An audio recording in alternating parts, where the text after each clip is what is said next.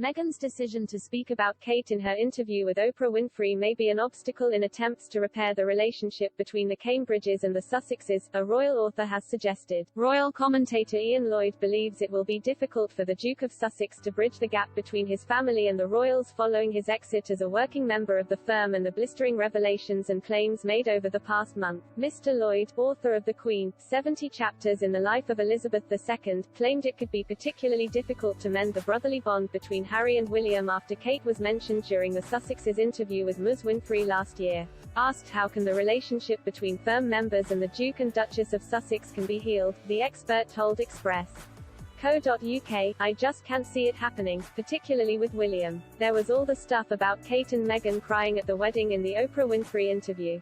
I think they shot themselves in the foot with William and Kate. First, don't think they will get anywhere near that. Yet, Mr. Lloyd didn't entirely rule out the chances of seeing the royal rift healed. He said, it's a family and the relationship can be repaired, but I think it would need a long-term investment from both sides, and I think it would involve Harry spending time here and doing things without giving interviews."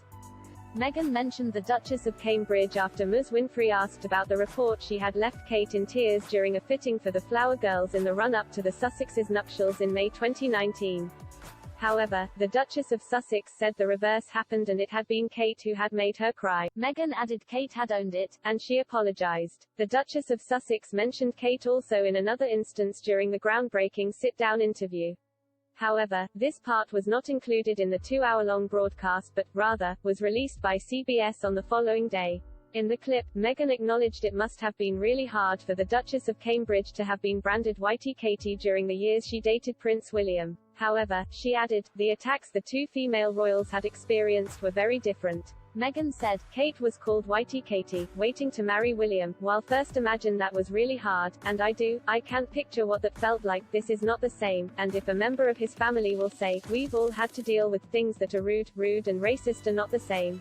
And equally you've had a press team that goes on the record to defend you especially if you know something is not true, and that didn't happen for us. During the interview with Ms. Winfrey, Harry briefly touched upon his relationship with his brother, saying, as he had done in September 2019 while speaking with ITV's broadcaster Tom Bradby, he loves William to bits and has poignant shared experiences with him. However, he added, we are on different. Following this interview, the Dukes met in person on 2 occasions in 2021. First, in April last year, when they attended the funeral of Prince Philip. On their way back to the castle following the service, the Duke was spotted chatting to William seemingly after Kate had started a conversation with her brother-in-law and drawn in her husband.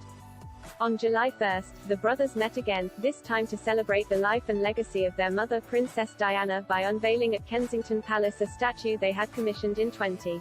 The Dukes are due to meet again face-to-face within just weeks, as Meghan, Harry and the 2 children are to return to the UK to mark the Queen's Platinum Jubilee during an extended bank holiday weekend in early June. The Sussexes won't watch the Trooping the Colour parade from the Buckingham Palace balcony on June 2, as the Queen has decided to only invite full-time working members of the firm. Nevertheless, Meghan and Harry are likely to take part in other events open to the wider family, such as the service of Thanksgiving for the Queen's reign at St. Paul's Cathedral on June 3.